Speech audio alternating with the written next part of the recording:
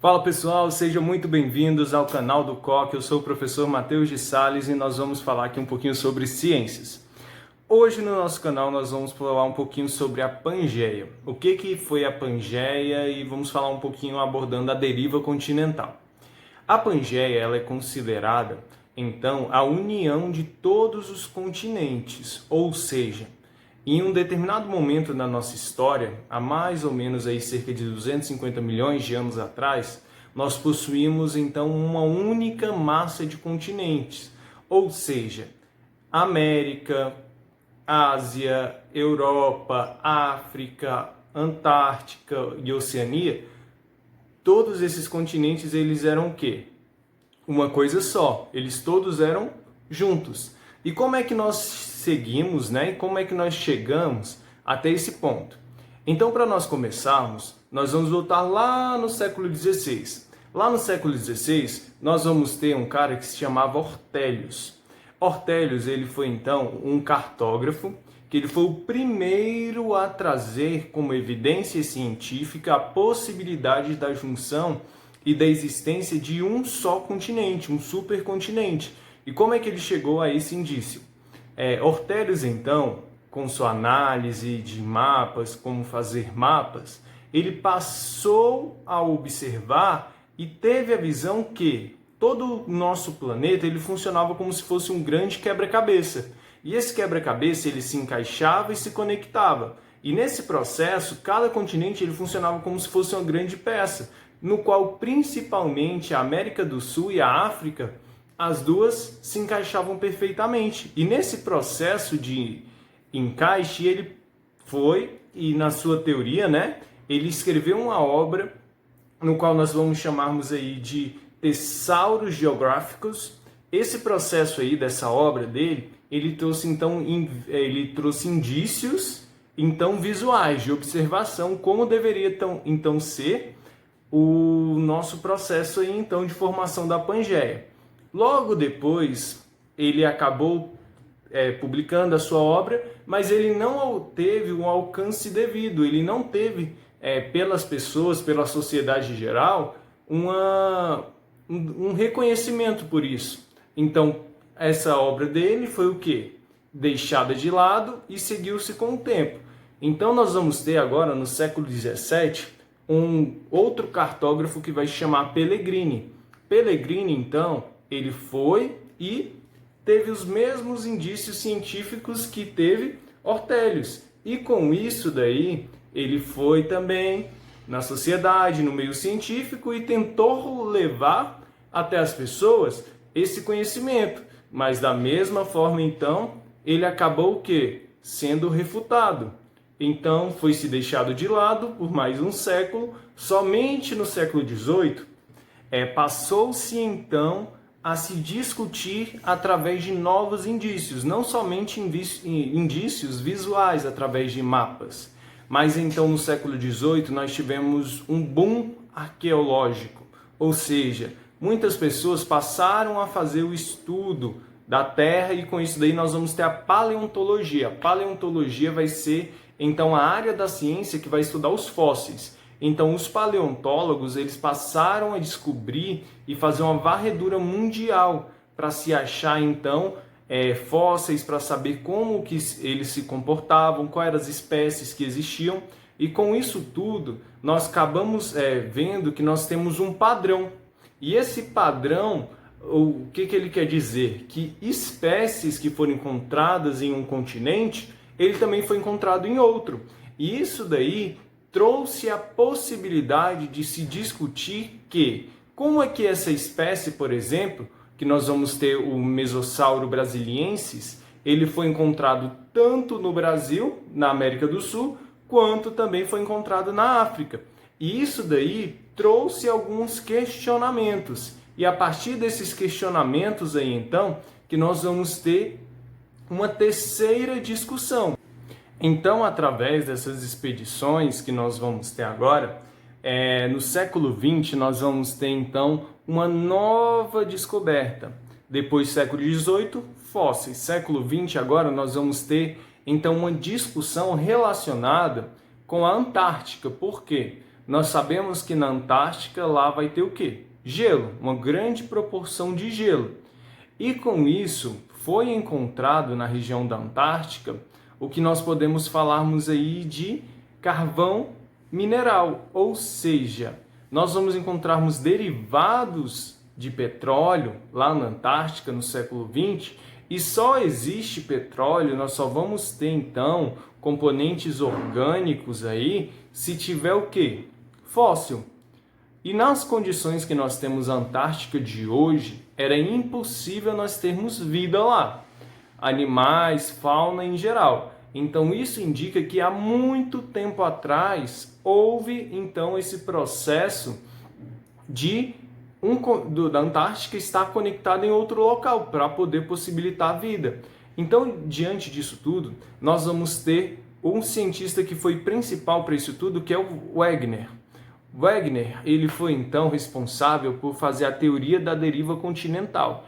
Foi ele que deu o nome de Pangeia e ele uniu todos os conceitos, tanto as linhas costeiras dos continentes que se encaixavam, quanto o quesito dos fósseis. E ele explicou também que a Pangeia, se nós pegarmos aí do grego, vai significar de um todo. Pan, todo, e Geia vai ser todo esse processo de uma só terra.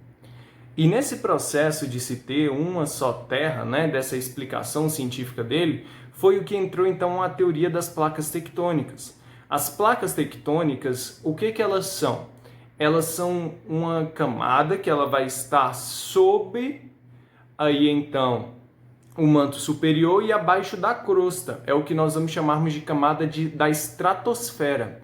Então, nessa camada da estratosfera, onde que nós vamos conter as placas tectônicas, elas que foram as responsáveis por fazer o quê? A movimentação das massas continentais.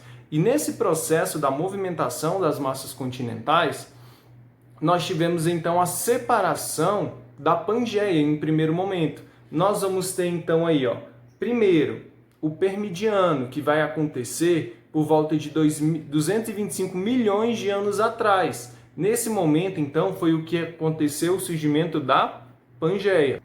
Logo depois, então, nós vamos ter um momento do Triássico. O Triássico ele aconteceu há cerca de 200 milhões de anos atrás. O Triássico, então, ela vai ser a era aí que vai ser marcada, então, pela divisão da Pangeia. Nós vamos ter a divisão da Pangeia em duas, que nós vamos chamarmos de Laurásia e Gondwana. Então, foi duas porções de terra que elas vão se separar e elas vão formar aí, então, o que nós vamos ter posteriormente uma primeira formação dos continentes. E continuando aí, depois do período então do Triássico, nós vamos termos o período Jurássico. O período Jurássico, como o nome já fala, vai ser uma época no qual nós vamos ter o domínio de dinossauros sobre a Terra, nós vamos ter uma grande movimentação deles e uma grande quantidade de espécies. Nesse momento aí, aconteceu então que nós vamos ter a movimentação, o começo da movimentação então para a separação da Gondwana e da Laurásia para a formação que nós temos hoje dos continentes. Ela ainda foi só o período da movimentação, ainda não foi o que nós vamos ter essa conformação atual. Então, no período Jurássico, nós vamos estarmos trabalhando aí com o quê? Gondwana e Laurásia passaram a se separar. E com isso daí passou então a se formar e se mover para uma conformação atual, mesmo ainda não sendo a que nós temos agora. Continuando aí, nós vamos ter então o período do Cretáceo. O período do Cretáceo ele aconteceu há 65 milhões de anos atrás.